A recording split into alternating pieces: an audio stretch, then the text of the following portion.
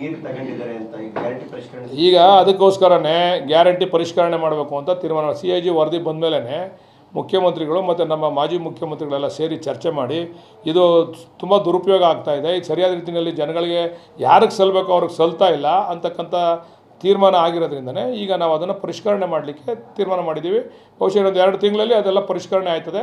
ಪ್ರಾಮಾಣಿಕವಾಗಿ ಯಾರಿಗೆ ಸಲ್ಲಬೇಕೋ ಅವ್ರಿಗೆ ಸಲ್ತದೆ. ಪರಿಷ್ಕರಣೆ ಮಾಡೋವರೆಗೂ ನಿಲ್ಲಿಸಲ್ಲ. ಈಗ ಏನು ಹೋಗ್ತಾ ಇದೆ ಅದನ್ನು ಕೊಡ್ತಾನೆ ಇರ್ತೀವಿ. ಪರಿಷ್ಕರಣೆ ಆದಮೇಲೆ ಯಾರಿಗೆ ಸರಿಯಾದ ರೀತಿಯಲ್ಲಿ ಅರ್ಹರಿದ್ದಾರೆ ಅವ್ರಿಗೆ ಕೊಡ್ತೀವಿ.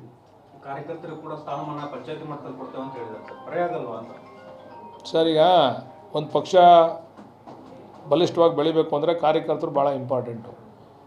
ಹೊರೆ ಸರಿದೂಗಿಸ್ತಕ್ಕಂಥ ಚಾಕ್ಯತೆ ನಮ್ಮ ನಾಯಕರುಗಳಿಗಿದೆ. ಆದರೆ ಕಾರ್ಯಕರ್ತರಿಗೂ ಕೂಡ ಬರೀ ನಾವೇ ಮಾಡೋದಲ್ಲ, ಕಾರ್ಯಕರ್ತರಿಗೂ ಕೂಡ ನಮ್ಮ ಸರ್ಕಾರ ಇದೆ ಅಂತಕ್ಕಂಥ ಆ ಒಂದು ಭಾವನೆ ಬರಬೇಕು ಅವ್ರಿಗೆ. ಅದರಿಂದ ಕೊಡ್ತಾಯಿದ್ದೀವಿ ಅಷ್ಟೇ. ಈಗ ನಾವೇ MLAಗಳು ಹಾಕ್ಕೊಂಡು ನಾವೇ ಎಲ್ಲ ಮಾಡ್ಕೊಂಡು ಮಾಡಿದ್ರೆ ಏನು ಪ್ರಯೋಜನ ಆಗಲ್ಲ. ಕಾರ್ಯಕರ್ತರು ಕೂಡ ನಮ್ಮನ್ನು ಈ ಜಾಗದಲ್ಲಿ ಕೊಡಿಸಿರ್ತಕ್ಕಂಥವ್ರು ಕಾರ್ಯಕರ್ತರು.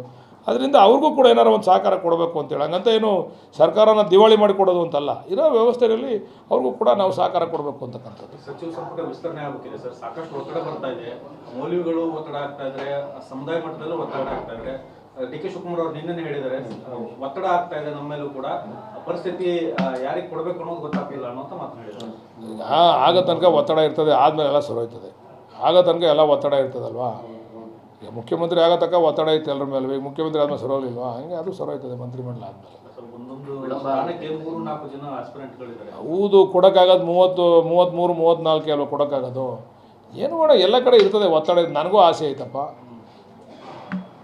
ಒತ್ತಡ ಇರ್ತದೆ ಸರ್. ಹಂಗಂತ ಯಾರು ಕೂಡ ಪಕ್ಷದ ವಿರುದ್ಧವಾಗಿ ಹೋಗುವಂಥದ್ದೇನಿಲ್ಲ. ಇವತ್ತು ನೋಡಿರಿ, ಸಿದ್ದರಾಮಣ್ಣವರ DK ಶಿವಕುಮಾರ್ ಅವರ ನೇತೃತ್ವದ ಸರ್ಕಾರ ಮತ್ತೆ 28ರಲ್ಲಿ ಇವತ್ತಿನ ನಮ್ಮ ಹಿಂದೆ ನಮ್ಮ ಸಿದ್ದರಾಮಣ್ಣವ್ರು ಮಾಡಿದಂಥ ಗ್ಯಾರಂಟಿಗಳು, ಇವತ್ತು DK ಶಿವಕುಮಾರ್ ಹೋಗ್ತಾ ಇರ್ತಕ್ಕಂಥ ರೀತಿ ನೀತಿಗಳು, ಇವೆಲ್ಲವನ್ನು ನೋಡಿದ್ರೆ 28ಕ್ಕೆ ಮತ್ತೆ ನಮ್ಮ ಸರ್ಕಾರ ಅಧಿಕಾರಕ್ಕೆ ಬರ್ತದೆ ಅಂತಕ್ಕಂಥ ಆತ್ಮವಿಶ್ವಾಸ ನಮಗಿದೆ.